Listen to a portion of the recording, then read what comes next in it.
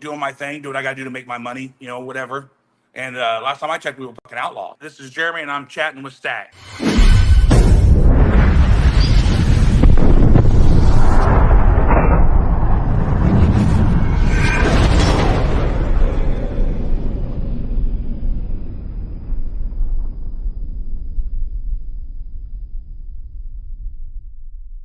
Welcome to this episode of Chatting with Staxx. I'm your host, Bill Staxx, and today I got Jeramie. How you doing, brother? What's up, Jeramie? How you doing, man? I'm good. How about you? I'm doing great. Things are pretty good. Hell yeah. I'm interested in hearing your story today. Yeah, pretty much my background is I've been around the MC world about 28 years around outlaws, bikers, clubs, different, people. I can tell you this much, it ain't the same as it used to be. Changing fast, right? Oh, they done changed so fast that they can't even get a hold on it.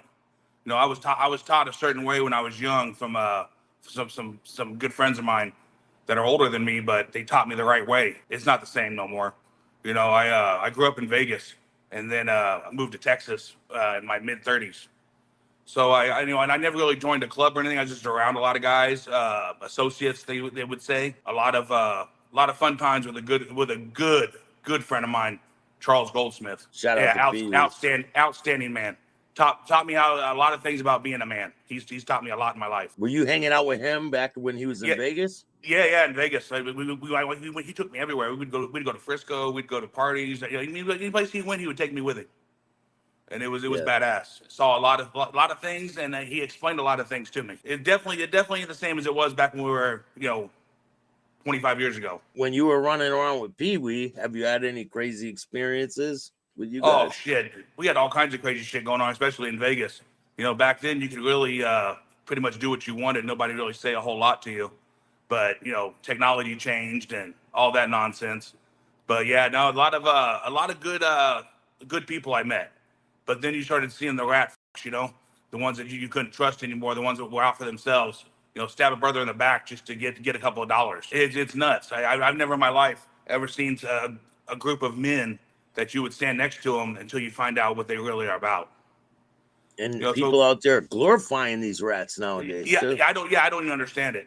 Pretty much on my history. When I came to Texas, Pee Wee was locked up, and then he got out, which is a blessing because he's a great man. When I came to Texas, I still wrote independent. It wasn't about groups or following people, and I ran into a couple of guys that had a little like mom and pop club, and I go to those cats. We go to all over the place. Go to Sturgis, go to States. Had a good time on the bikes. They finally, after about 2 years, convinced me to be a part of their club. So I joined up with them, and it was real cool, no problems. And then the Bandidos came to us and wanted us to go over become a support club to them.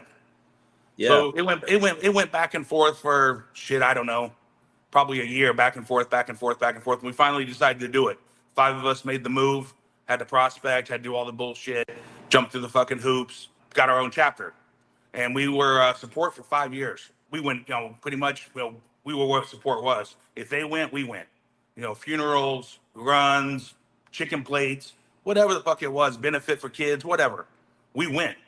Well, after the Mongols decided to come in, and some rat fucks from down here in Texas that were Bandidos jumped over and went Mongol and opened chapter, which I never understood. They took us and made us switch over to Bandido, actual full patch. So then from there I was a Bandido for a little over 3.5 years. Wait, so you go from being in a regular club, was it a 1% club, the first one? No, just a mom and pop. It was a 3-patch. It was a 3-patch club, but it was just a mom and pop, Diamond 13. So then they wanted you to transfer over, like... Yeah, to switch our colors to be support, to be basically the support club down here in South Texas. But you had to prospect for that. Oh yeah. What was that like? I prospected 3 times in my life. For this club or for different? Yeah, for this club. And how was it? It was fucking tough, brother. It was a tough run. You're talking, you're pretty much beck and call for the club 24/7. You still got to support your family. You still got to work your job. Pretty much, you're pretty much at the beck and call for the club. So before your family, before your job, before anything, and some of these guys didn't give 2 shits. They thought that, being a prospect, you want to treat you like you're a piece of shit. Well, I stood my ground. I didn't give a fuck. You want to mud check me? Mud check me. I stand on my own 2 feet. I give 2 shits, but you're not gonna treat me like I'm a piece of shit. You know, I'm a man. I'll do what I need to do as far as to get through my process. But at the same time, you're not gonna treat me like a bitch. It ain't Yeah, gonna happen. some of the clubs really disrespect their prospects, and why would Extremely. you? Yeah, why would you do that to a brother? Well, Right? that's what I kind of told him. I said, so you want me to be your brother? So when I get my patch, you want me to, stand next to you and say, no, no. I said, no. When I get my patch, we're gonna both take our cut off, hand it to our president. I'm gonna mop your ass. That's what's gonna happen. I said, I don't know what to tell you, but that's exactly the way this is going to go down. And I always told prospects, even from other cities, when I'd see them, I'd pull them off to the side. We'd be at runs. These guys have been up for 15, 16 hours. It's hotter than hell. And they want to still have them running around. I'd pull them off to the side and set them down. Hey, get you a sandwich, get you a water. Hey, let's sit here and talk for a little while. And then somebody come over, hey, I need that prospect. Yeah, so do I. Last time I checked, we wore the same patch, brother. I said, so when I'm done with him, then you can have it. But right now, he's on my time. And all these prospects would tell me afterwards, hey, brother, I really appreciate it. Dude, you're going to be my brother. I'm not going to treat you like a piece of shit. I'm going to take care of you. I said, I want you to be my brother. If I want to treat you like a piece of shit, I'm going to run you down the road. You're not going to get your badge. I said, to me, it's real simple. Catch you up on the stories. I managed, doing my thing, do what I got to do to make my money, whatever. And last time I checked, we were fucking outlaws. So I caught a case. And it was a personal case. It was on me. I had nothing to do with the club. Club knew about it. I followed my bylaws like I was supposed to. Checked in after I got out. Checked in with my paperwork. Did all my shit I had to do so everybody knew, hey, this is what's going on with me. About a month went by, and all of a sudden, Nomads showed up, and they said because of the case I had going that it may affect the club, that they were going to take my patch and hold it on hiatus until my case was over. And I said, yeah, I'm not down with that. I know I didn't do nothing to lose my patch. It had nothing to do with it. We're outlaws. Whether we break the law, that's what we do. I know what to tell you. And so it went back and forth and back and forth. And so they ended up, my president of my chapter, they took my patch. And the next day, put me out in bad. And I went, what? What am I out in bad for? I didn't do nothing. This has nothing to do with the club. This is a personal deal that I'm on a case on. I said, so whatever. So so it went back and forth, and I still went to court, did all my shit, turned my paperwork into the nationals. Every time I went to court, I sent all my shit in, So everybody couldn't say, hey, he's a rat, he's this. Nah, here's all my documentation from court. You can go right on the website and look it up in the court when I went to court, what happened in court, everything. So it took about a year and a half, and they finally got my case over with and figured out it was, half of it was fucking bullshit. And I know what they were doing. They were trying to fucking build a case on the club and hoping Yeah. I'd roll, hope I'd say something. Yeah, I'm sorry, I'm not built that way. Pound that up your ass. So all of a sudden my case is over. And in the meantime, this whole year and a half that's went by, nobody's came and checked on my family. Nobody came, hey, is everything okay? Hey, what's going on? Nah, nothing. No help. Had to pay my own lawyers, my own bond, everything. It gets all over with, and a couple brothers come to me and they go, hey, let's go to the Nationals and we'll go in front of and hold court and get all your stuff back and get you reinstated. I said, no, I don't want that, brother. They go, why? I said, let me explain something to you. If you're not there for me when I needed you, why would I come stand next to you now? I said, you guys all left my family on the sidelines. You all left me on the sidelines. But now that because there's not a case or there's no heat you guys don't think we don't have heat? We always have heat. We wear a patch. I said, it doesn't matter what the case is, doesn't matter what the opening is. If you have that patch on, you have heat. Be it federal, be it state, it doesn't matter. You have heat. I said, so at the end of the day, if you're going to be a punk and treat me like that, well, I'm not going to be a fucking punk and bend over and let you do it to me. I said, so anytime you guys want to show up here and you guys got a problem with me, you know where I fucking live. Bring your ass. Just make sure you come strong because you're going to need it. And after that, hardly anybody ever talks to me anymore. I know I see them around. They don't say shit to me. I don't give a shit. Because to me, all they showed me was their true colors, that it was nothing but a bunch of fucking bullshit. They want to wear a patch to be somebody. Well, if that patch makes you a man, then that patch don't mean shit. What kind of things have you dealt with wearing the patch? Oh, shit. Well, I pretty much when you have the patch on, we get pulled over all the time. Feds, DEA, fucking down here in South Texas by the border, you get pulled over by fucking Border Patrol nonstop. All the local PD, they all pull us over every time. Every time we're in a bar, it's automatically our fault. And you get up with all kinds of heat. And that's why I try to tell them, it says, you guys are worried about heat, then take that fucking patch off. Once you put that 1%er on, you got heat. You're in the book. It doesn't matter. Like right now, I told them, I said, I could be out of the club. You guys took my patch, and they could still bring me up on a charge from 5 years ago. I said, what's that patch? It has nothing to do with that. I don't have it on now. I had it on then. I'm still going to be in that same boat. It doesn't matter. But it's just. You weren't out doing dirt with the patch on, though. No, right? no. When I got my charges, I was in the cage. I wasn't even on my bike. I was in the cage, and I got pulled over and don't get me wrong. I'll go ahead and say it. Somebody in the fucking club was a rat and ratted on me. Is how I got hit, and it got proved, and they got thrown out of the club for it. And at the end of the day, that's what I'm telling them. I says, well, at the end of the day, you guys fucking took a good member out to find out that it was another rat that you had standing next to you for the other fucking year. I said, so how much info did he give for that year that then you finally found out that he rolled on me? Was it in your paperwork that Oh, he yeah. cooperated? Oh, yeah. All of it was in the paperwork. They had to, because I didn't take a deal. Told them, fuck you, give me a jury. So it was in the discovery. They had no choice. That's why they kept pushing, wanting to, hey, we're going to up the charges. We're going to give you more time. I don't give a shit what you're going to do. My lawyer says, no, we're fighting it. So, hey, I don't know what to tell you. Get the jury ready. And then when we finally went in front of the jury and everything else, they all of a sudden, the fucking judge is looking at the paperwork and it's all fucked up and nothing's right. And it's all, and I'm going, hey, dude, that's your problem. I said, but you can look me up on the internet, on Arkansas's website, because that's where it was at, was Arkansas. And you can pull it up, and I want to tell you, I was in court at least 23 times before it was finally thrown out.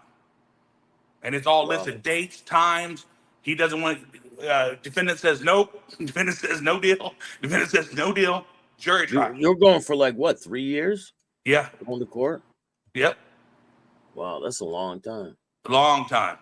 And that's what I told him. I said, but all my stuff, I mean, you don't have to get the paperwork from me. You can log right into their website, and it pulls right up, and you can see case numbers, everything that happened, every date, everything. And I'm going, dude. What was the reason for putting you out bad? Because they said because I had such a case going on that it was putting too much heat on the club, that they put me in hiatus, and then afterwards they said you were just out. Because the person that put me out in bad is the one that was a rat bastard. Yeah. And did he have a position? Yes, he did. It's crazy, right?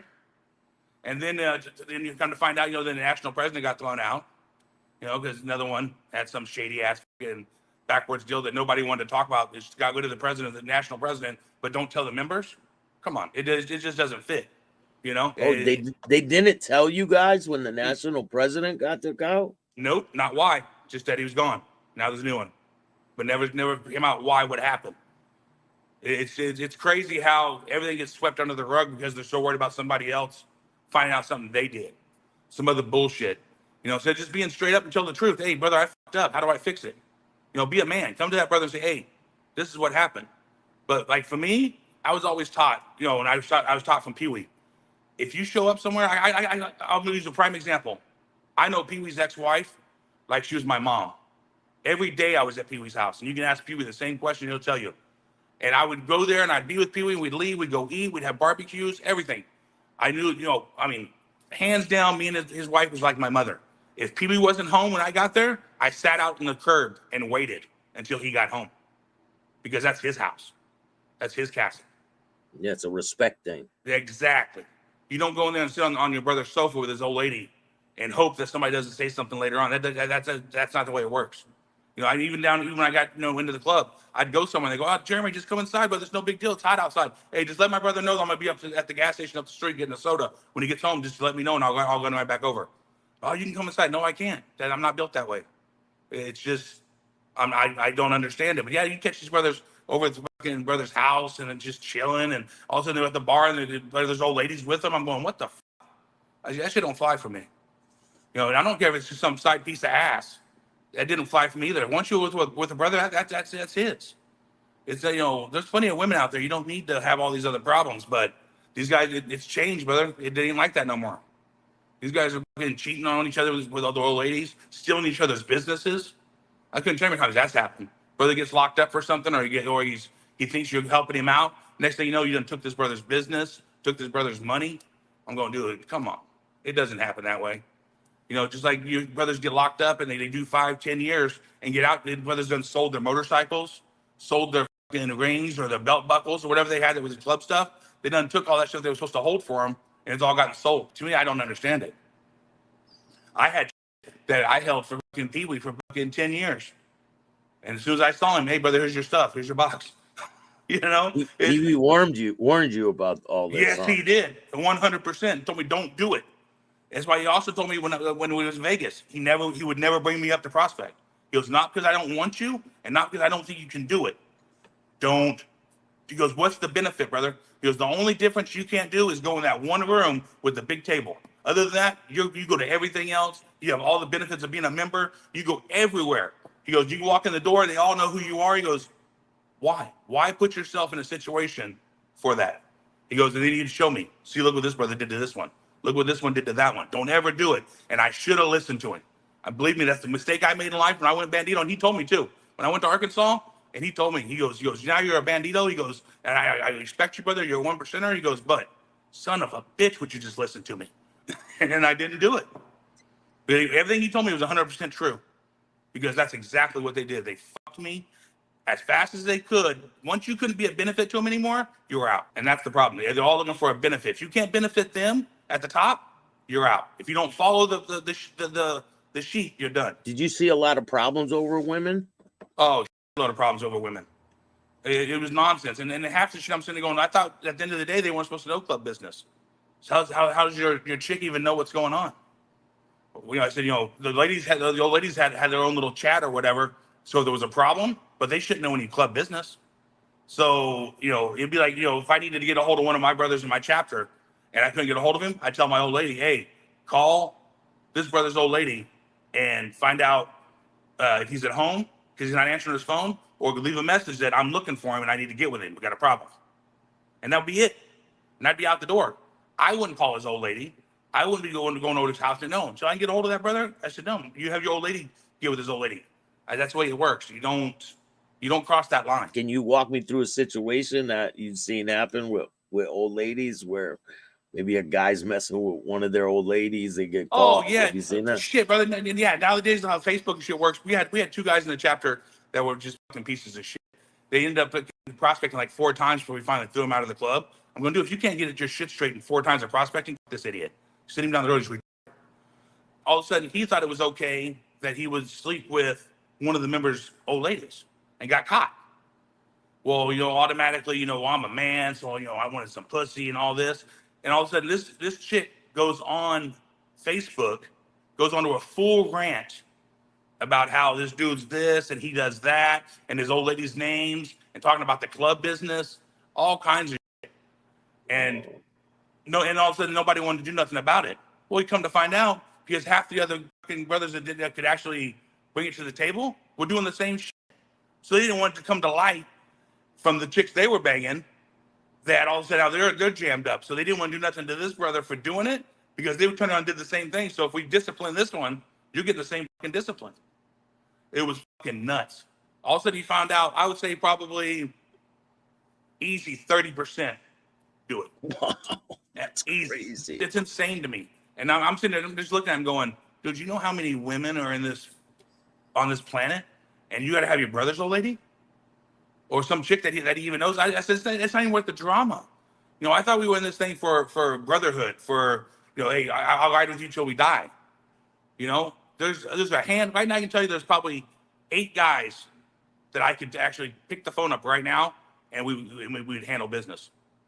8. And there was a lot there, right? Yeah, you're talking over 4,000 guys around. And I'm telling you, there's 8 that I would trust to actually handle business. Yeah, all these people, they want to be sons of anarchy and they want to be Mayans and all this bullshit. And that's fine, but they got to understand that's not Hollywood, for one. But for 2, that's not the life. It's a lifestyle. It's not who you are. Yeah. At the end of the day, you can put on a fucking Superman fucking cape and call yourself Superman, but at the end of the day, you still got to be the same man with or without that patch. Do you think a lot of them watch this on TV and they want to emulate what's going on, like on Sons of Anarchy and things? 100%. You see it when the way they dress. All of a sudden, they want to be all fucking like they're all this and they're all that, and you see them walk into a place and their chest pumped out and they're all fucking tough.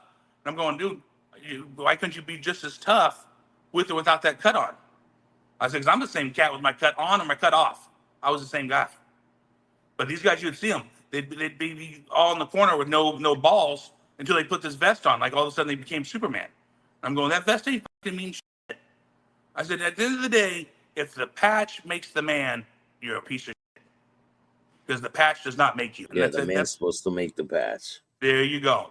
But none of them follow that path anymore. You know, just like, we had the whole problem down here in Texas with the Mongols and everything else.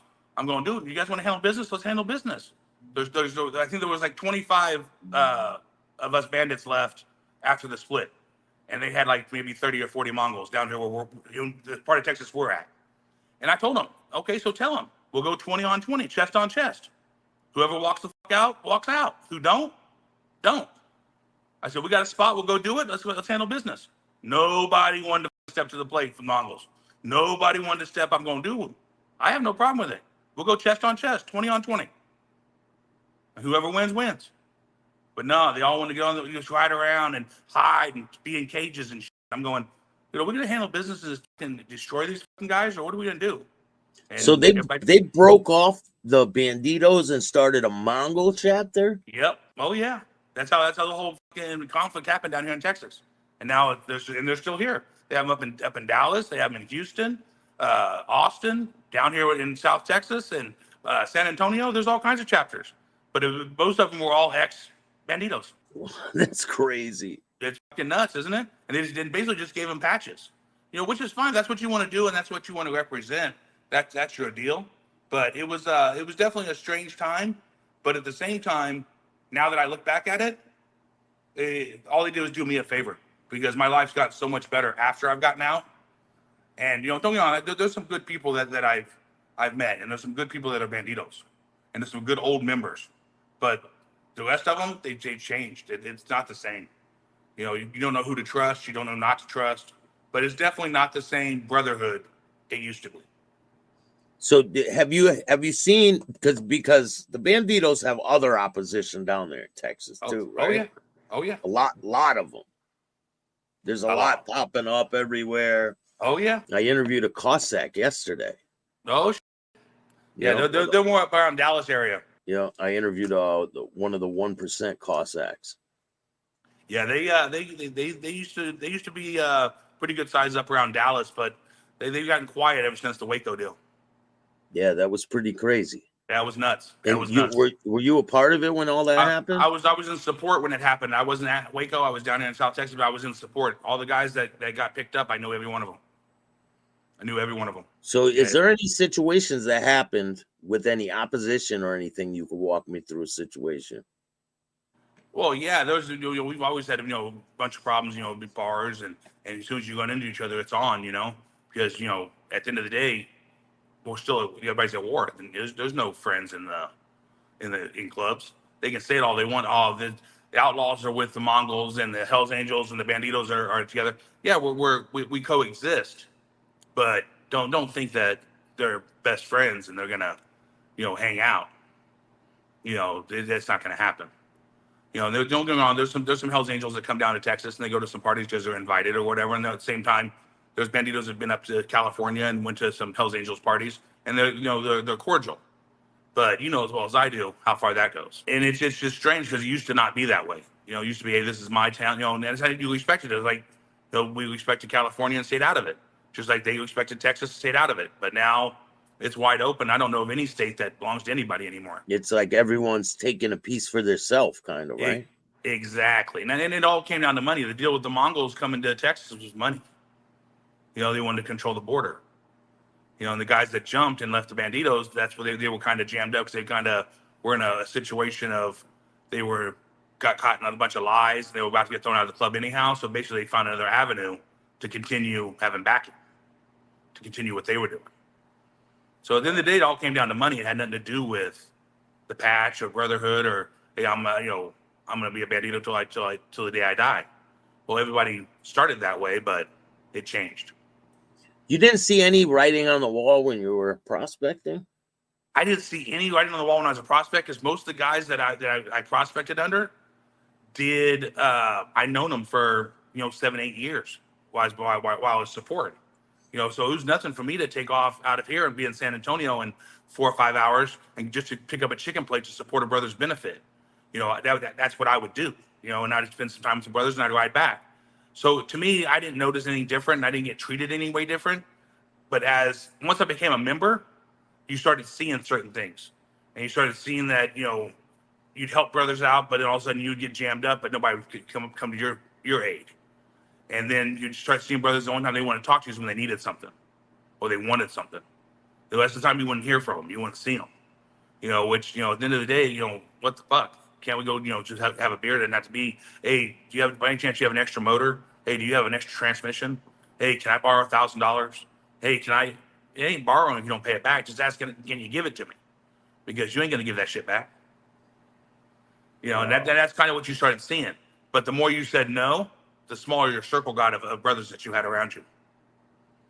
So you start getting that taste in your mouth that is fucking tastes like shit. Quit eating it. Situation where you needed someone's backing, they didn't come. Oh yeah, many a times. Oh yeah, many times you send a message out, hey, I'm jammed up. This is what's going on. You next, oh man, I didn't see my phone. Hey, I didn't. Yeah, I don't believe that.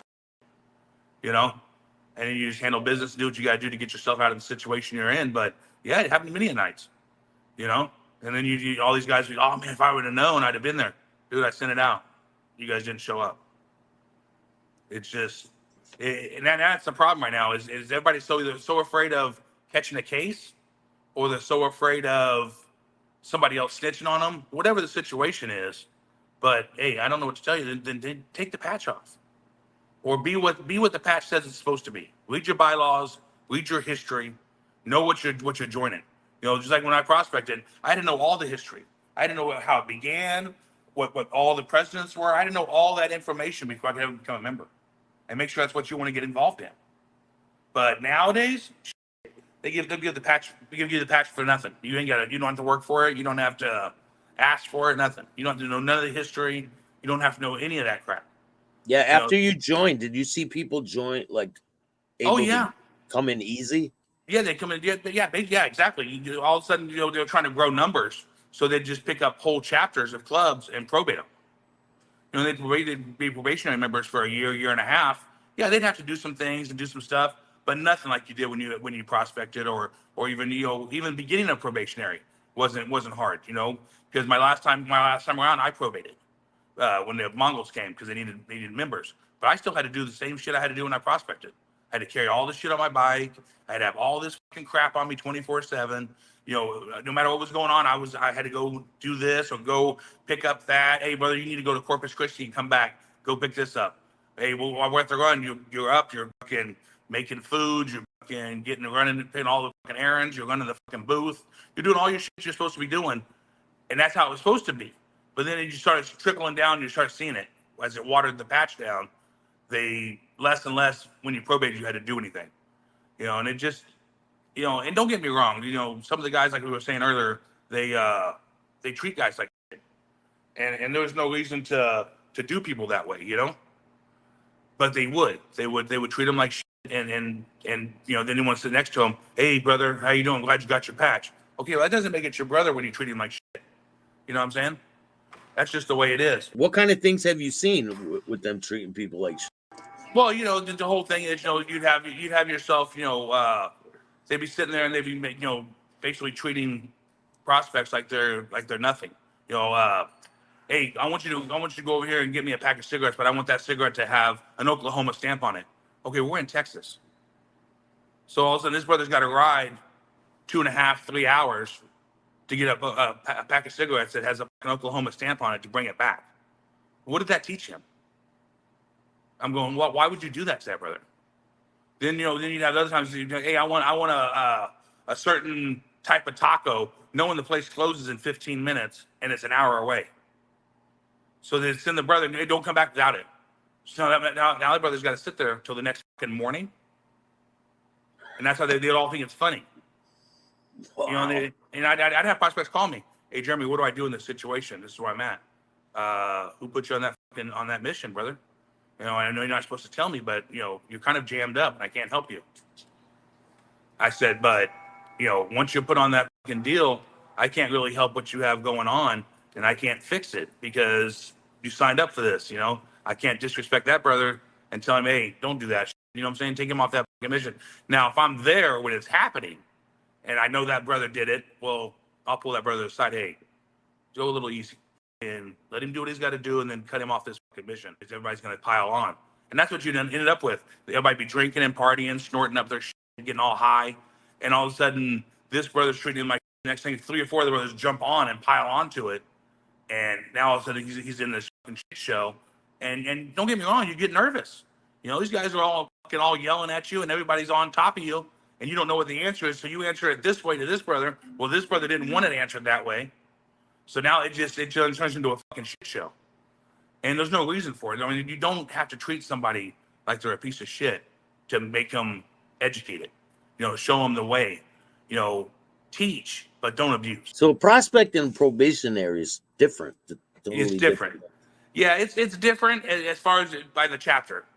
The chapter I was in, it wasn't really different. You still had to do pretty much the same as you had to with prospecting. The only difference was you had everything but your Texas rocker. You know, so and that was my biggest thing is when I went from support to bandit, they needed the numbers because of the Mongol situation. So they wanted the patch out there so they knew what was going on. So, but I didn't change the fact that I still had to work 24/7. I still had to go the whole year and fucking put in the time. There was no early time for me. Just like one incident I can tell you about, which was funny as fuck. We all the members from down here went to Austin, but I couldn't leave my job. So my president told me, no problem, go ahead and do your job, stay home. This is a members dealing, and don't worry about it. So I was down here in Texas, and there was only 3 other bandits left here. Everybody else was gone, upstate, and they were over at a little like swap meet type deal for motorcycle parts and benefit type deal for a mom and pop club. And the 2 members were over there, and support was there with them. Well, I get the phone call, hey, there's 15 Mongols here in the parking lot, and there's only 2 bandits and a couple of support guys. What do you want to do? I say, well, yes, I'll be there in a minute. And I fucking locked my doors of my business and hauled ass straight to the fucking benefit. Got off my fucking truck, didn't have a cut on or nothing. I had a t-shirt on that had, Bandido had a full patch on and a t-shirt, soft colors. And I went in and walked over to the members, hey, what's going on, what's happening? Said hi to everybody. And one of the members was an elderly member, an older member. You know, we were talking, had a cane and everything. So I told that brother, I said, hey, you stay on that motorcycle right there. And I told support, you guys stay in front of him. Nobody gets to him. I said, I don't need to worry about you, and I got to worry about all the rest of these fucks. I said, you stay on the motorcycle.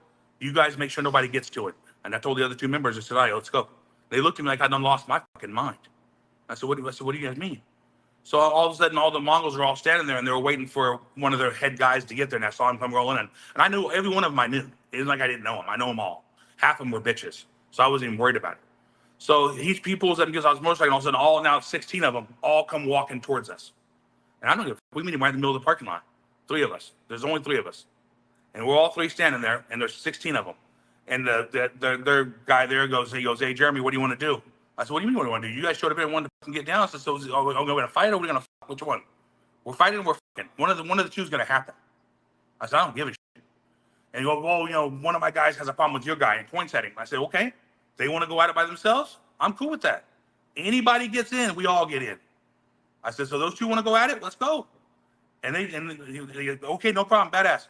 And my brother at that time fucking mopped his ass. Fucking had him on the ground just fucking annihilating, blood everywhere. And he this is at the swap meet? Yeah, at the swap meet. So he reaches over and goes to grab my brother. And I look at him, I say, hey, whoa, and I grab his arm. I said, I told you, nobody gets in. So if you guys are done, then go ahead and call it, pick up your punk ass brother, and get your asses out of here. Or me and you can go at it. Which one do you want to do? I said, either way, I don't give a shit. So I'm standing there, he goes, oh man, it's done. So I tell my brother, hey, it's enough, brother, go ahead and get off of it. So he gets off of him, they pick up their fucking member, and right there, they all walk across the parking lot, get on the motorcycles, and leave. And there's probably, I don't know, 14, 15 mom and pop clubs that are at the swap meet, and they're all just standing there looking, going, what in the is going on? So they all get all of them get on their motorcycles and they all leave. A few minutes later, of course, the police show up, and all that, whatever. And then they do, oh, what happened? And at that point, it was all over with, so it didn't matter. It wasn't 15 minutes, and the phones are blowing up. My president's calling me, all this, because the older member then called up upstate and said, dude, you guys are not going to believe what just happened. I said, what are we gonna do? We're gonna bitch. I said, I'm not gonna bitch out. I'm not telling you we're not gonna win. If they want to take us in the West, they're probably gonna get us. I said, but I'm not gonna. I'm not running, and I'm not gonna leave you guys behind either. So therefore, I'm here with you. We'll take the fucking beating if we're gonna take the beating, or we're gonna win. One or the other is gonna happen, but the bitch move's not gonna happen. I said, I Yeah, don't. running out of there and Nah, no. that's not an option. I said, and when it's all said and done, we're not getting on our shit and leaving first either. They can get on their shit and they can leave. This is our fucking town. I said, and that's the way it's gonna go. So after that, the members all get back in town. They go, and they're all sitting there and they're going, Jeramie, did you really tell them, are we gonna or fight? I said, yeah, twice. And everybody's laughing. And they're going, dude, you are fucking insane. I'm going, that's not insane. I'm not here to have a debate. We're not going to fucking talk about it. You guys came across talking like you guys are badasses. Well, then let's get down. Or pull your little panties down and fucking get fucked. I don't care which one you want. But pick one of the two. But that's how I was taught. I wasn't taught any other way. You know? Was there any of the Bandidos or any of the Mongols that you liked? Many of them. Brother, many of them I was close with to the day they split. I didn't know they were doing the split because they never came to me with any of that nonsense because they knew who I was. That I would never turn my back away. Fuck that, I'm gonna be there, I'm gonna jump over here. And they had their own reasons or whatever, and that's their deal. But after they made that move, I've never spoke to them again. As far as being friendly. Yeah, it was done. It was done. At that point, now you showed me who you are, and we're done. I'm sorry we were friends before, but not no more. We're done. And at the end of the day, they've never messed with me, even when I had my patch. And I picked up all all the merchandise that belonged to the club, picked up all that shit. I never had a problem with any of them. And but at the same time, I've never disrespected anybody that didn't deserve disrespect. And that's, but that's something you're also taught. If you're going to disrespect somebody, be ready for repercussions. Stand your ground for what you do. But most of these guys don't. They all talk shit, or they'll be internet fucking warriors, or they'll be fucking AT&T warriors, whatever you want to call them, talk big shit on the phone. And then they want to show up 5 or 6 deep, but they won't go 1-on-1 or even 2-on-1 because they know what's going to happen. That's one of the questions I got for you. What's the rules about social media and being giving interviews and things like that? For us, we didn't do any of it. There was no social media. There was no posting shit. And then it just started changing towards the end before I got out. You'd see guys posting pictures. I've never been a big, Facebook internet guy anyhow. You can go to my Facebook page and it's got some things about my kids, maybe a birthday party for them, Christmas time, some bullshit, but nothing. I don't post any of that shit. Most of my social media is for the shop and for advertising to get business. But yeah. I've never been one. If you're gonna put it out there on the internet, then what are you doing? Trying to get sympathy? Trying to get friends? I don't understand it. Just you get these guys that put shit out there. The old lady's done blasting them or whatever, and then the next day, oh, she's so great, she's so wonderful. What the? You just talked shit yesterday. It's just it makes you look weak. And the police probably watch a lot of these pages. Oh, they watch all those pages. Yeah. I know there's guys that have the phones up on their GoPros or whatever, their motorcycles, and they're cruising down the highway and they're showing. I said, brother, I know where you're at. I can see the background. You don't think they don't know where you're at? I said, come on. I said, they're not stupid. I said, you don't think they can't look at the time lapse and figure out where you were at if something happened, and all of a sudden you gave them a video of us going down the fucking road. I said, put that shit away. Oh, you had other people that were in your chartered videotaping without you knowing? Exactly. And I tell them, dude, take that fucking shit. What's wrong with you guys? Don't do that shit.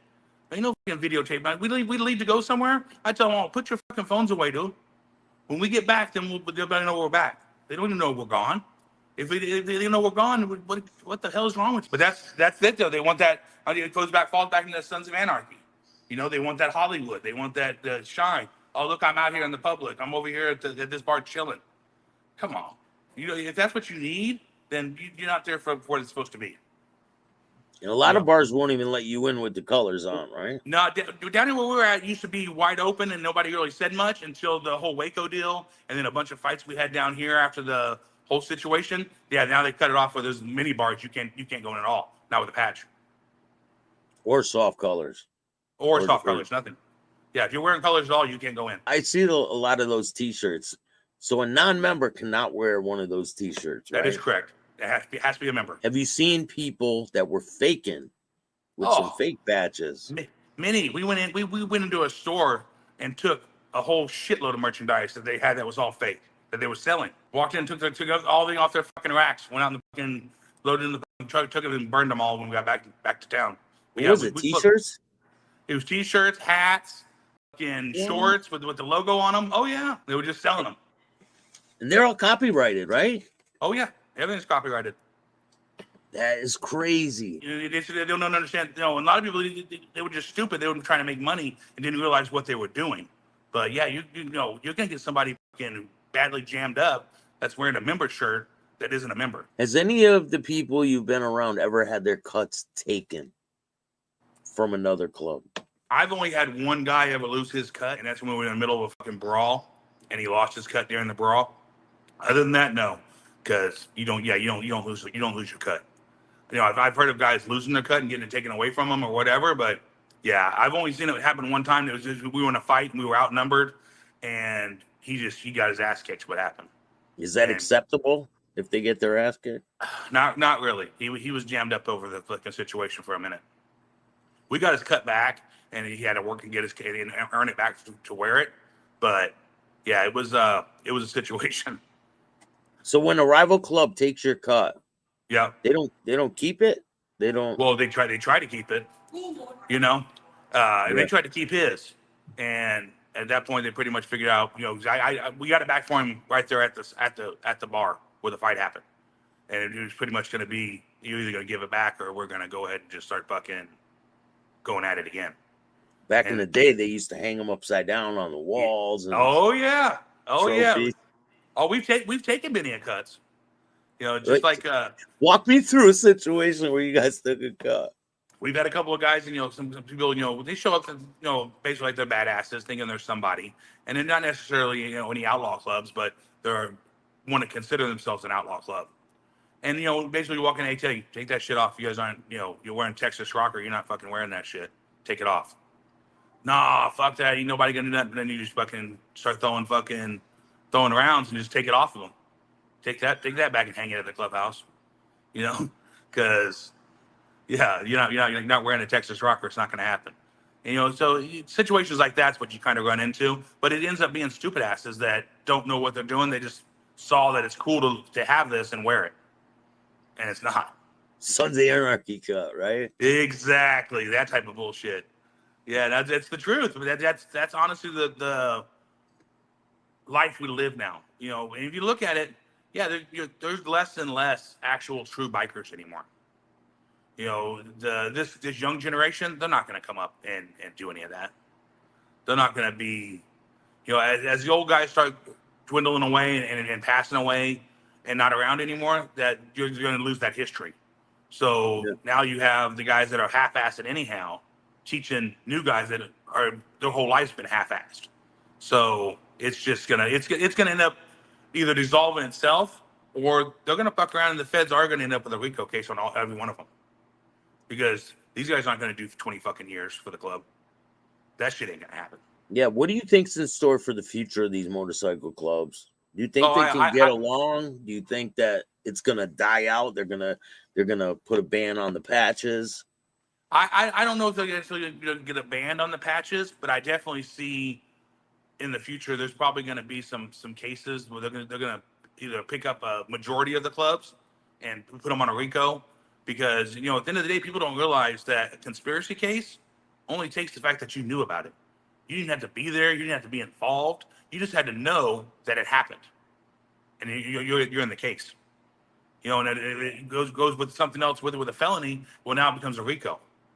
Well, holy shit! If we're in a club together, no matter if you're in another city, chances are you know what's going on.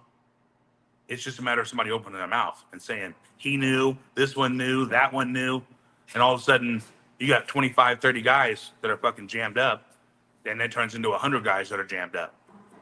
And I see that throughout. It's going to go. It'll dissolve out or gets, you know, less members because of that reason, because of the new generation. Because a lot of people they are like, they're motorcycle gangs, they're criminals, but they're not. Everyone that's riding in a club is not a criminal. No, right? not at all. I know many of members that aren't criminals at all. or even want to be gangsters.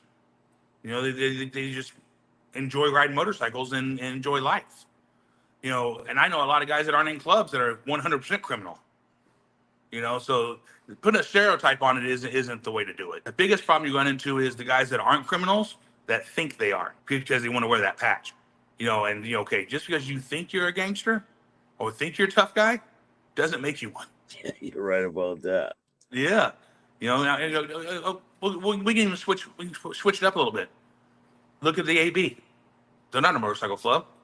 Look how they've been portrayed lately. You know, and I know a bunch of those guys, good cats.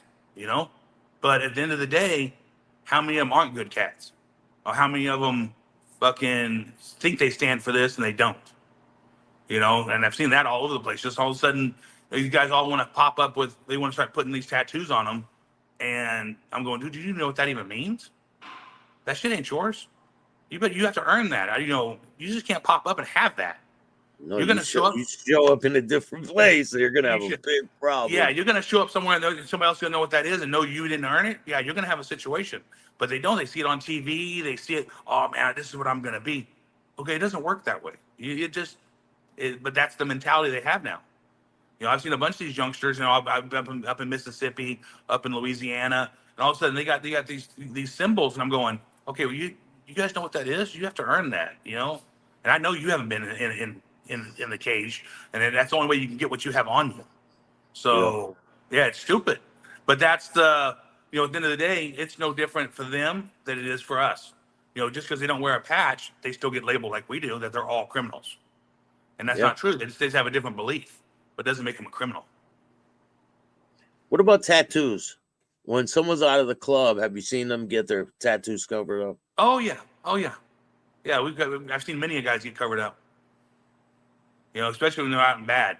You know, and if they're out and just out, a lot of guys have to get the out date put on them. You know, and all that, so you know they're out of the club. This is the date they got out of the club. It's really kind of up to the club how they handle it. Most guys they have a whole back piece. I've seen guys get the whole back piece have to get covered up because they got out and bad. Yeah, either cover it with ink or burn it off, one or the other. One of the two's got to happen. That's a long process, man. Oh yeah, it's definitely a process. It's definitely painful one too, right? They don't care. Very extremely painful.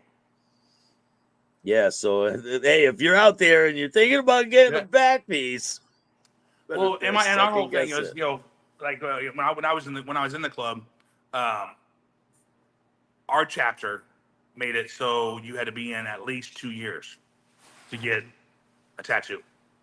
Other chapters, it was whenever they wanted it. It was a free for all. So you have guys that be in 6 months that are rocking, you know, club tattoos, and they're out of the club. I'm going, why did you get it? You know, for us, it was that you had to be at least 2 years before you could get anything. For our chapter itself. Yeah. But yeah, it's funny how you see guys as soon as they get their patch, the next day they're down getting a tattoo. I'm going, come on. I'd seen that on the internet a little while ago. I saw a guy just get his patch and he has fresh ink. Like, wow. Yeah, I've seen it all the time. And I just look at him going, dude, you guys understand that that's not the way it should be, but it's the mentality. They honestly want that. They have to show everybody who they are instead of just being a man and standing on their own 2 feet. That's the main situation that they run into. And I don't see it getting any better. I see it getting worse over time, but hopefully, you know, some of the guys start getting a grasp on it and start teaching these youngsters coming up of how it should be and how to stand on their own 2 feet. But I don't see it happening. You know, I see some of these kids and see, you know, there's some guys, you know, 21, 22 years old that are just starting to come around the club atmosphere, and they're in awe because they've never seen it before. Well, if you're just coming around, there's no way in hell you should jump into being a 1%er.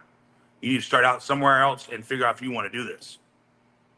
But they don't. They just jump automatically in, and all of a sudden, because they're their friend or they know somebody, and they start hanging them around and making them an official hang around. Next thing you know, they're prospecting. Before you know it, they got a patch. And I'm going, you've never been in a club. You've never seen this. You know, and half of them, like I usually tell them, dude, can you even ride? Do you know how to? Can you ride fucking 700 miles today? Because it ain't no joke. You take off on the fucking motorcycle and you're gonna ride 700 or 1,000 miles in one day.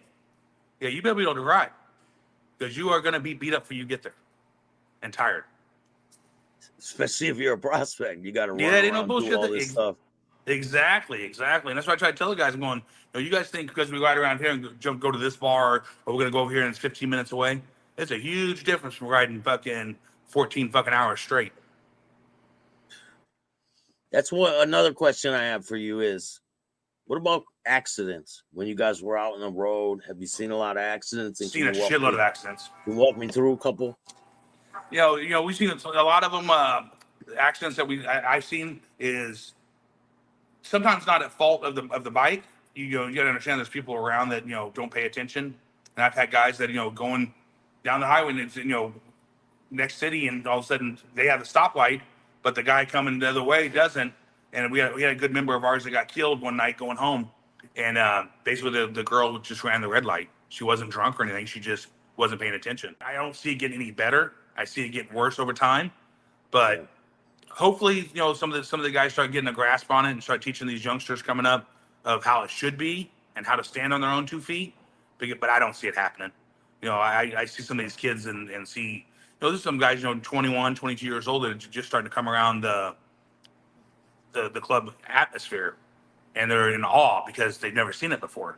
Well, if you're just coming around, there's no way in hell you should jump into being a 1%er. You need to start out somewhere else and figure out if you want to do this. But they don't. They just jump automatically in, and all of a sudden, because they're their friend or they know somebody, and they start hanging them around and making them an official hang around. Next thing you know, they're prospecting. Before you know it, they got a patch. And I'm going, you've never been in a club. You've never seen this. And half of them, I usually tell them, dude, can you even ride?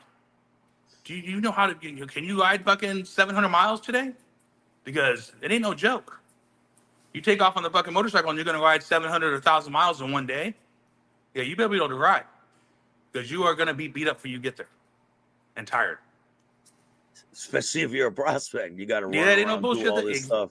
Exactly, exactly. And that's why I try to tell the guys, I'm going, you guys think because we ride around here and go to this bar, or we're going to go over here and it's 15 minutes away. It's a huge difference from riding fucking 14 fucking hours straight. That's what another question I have for you is, what about accidents? When you guys were out on the road, have you seen a lot of accidents? And Seen a shitload of accidents. Can you walk me through a couple? We've seen a lot of them.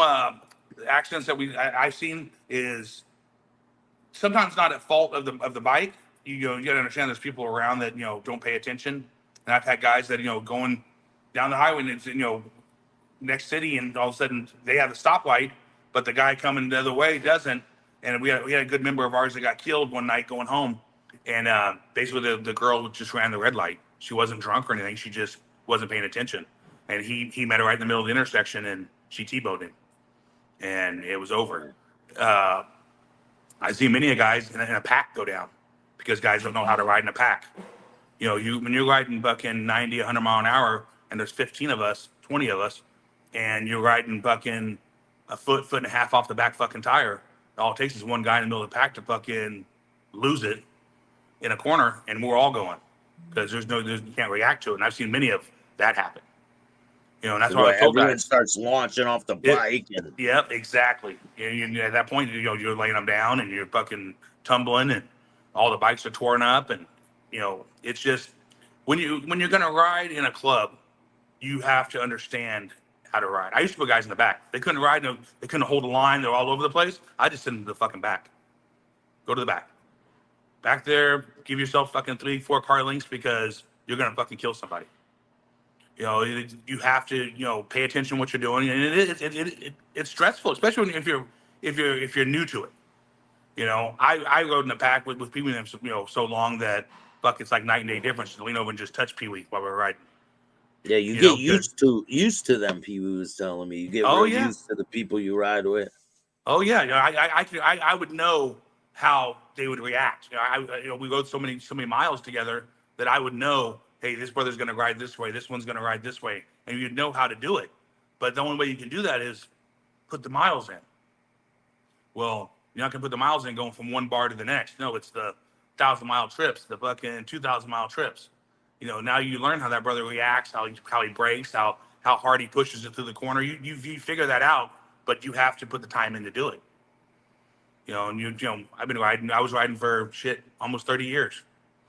You know, and I was taught to ride side by side. You know, nowadays some of these guys ride staggered and fucking all this. I'm going, yeah, I never rode that way. I rode side by side, and you ride in your spot. But Yeah. these young guys, I don't know if they don't understand that it's tough to do. It's not easy. No. You know, and you know, you get fatigued, you get tired, and I told him, dude, if you know we're leaving to go out of town the next morning, don't party all night. Take your ass to bed, because we're gonna have a long ass day. But you know, so I'm, oh man, I'll be fine. It's gonna be good. Shh, you ain't gonna be fine. It ain't gonna be good.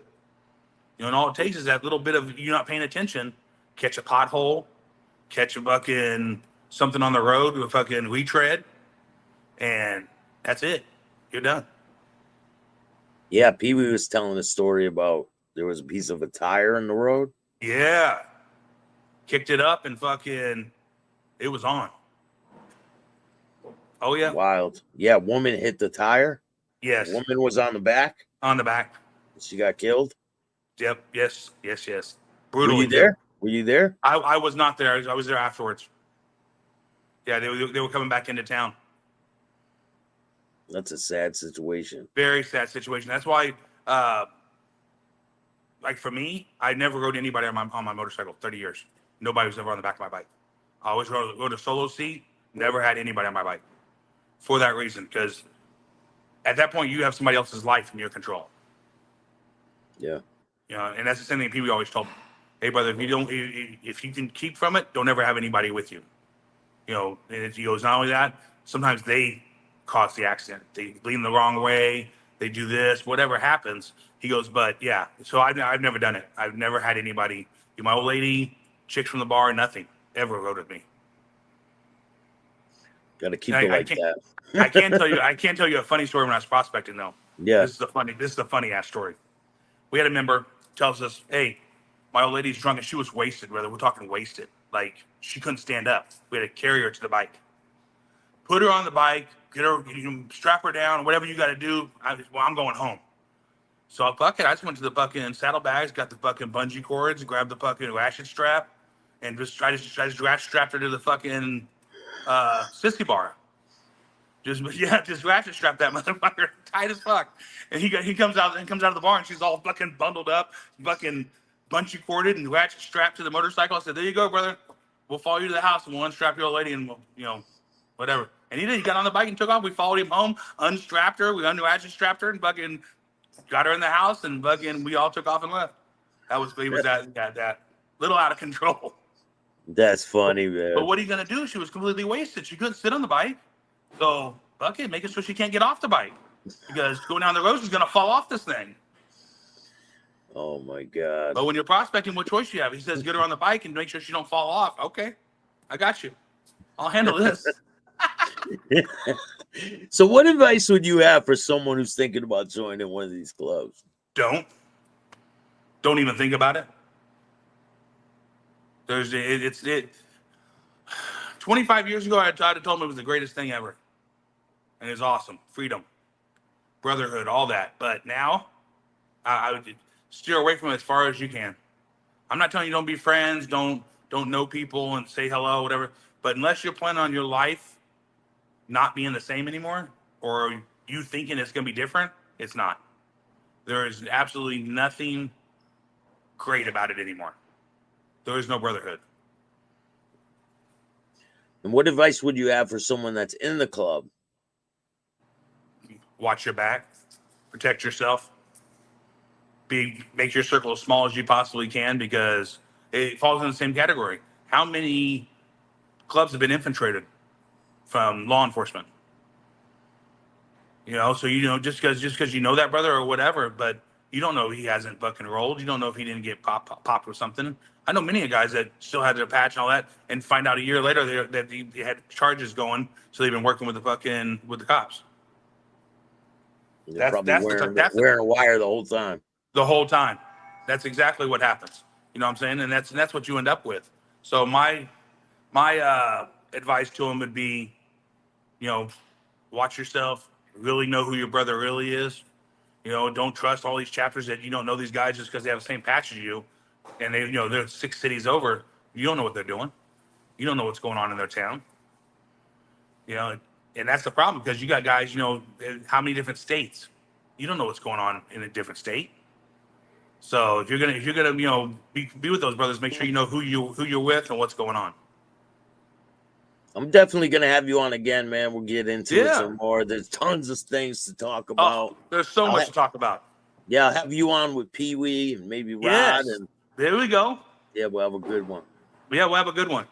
Yeah, I appreciate you, man. Hey, appreciate you, brother. Everybody be safe. I hope everybody out there has a blessed day, and you enjoy yourself, my man. If I can do something for you, let me know. If you guys like this show, hit the like button, subscribe, hit the notification bell so you can get my videos every time they drop. And if you don't like this show, too bad. Start your own podcast.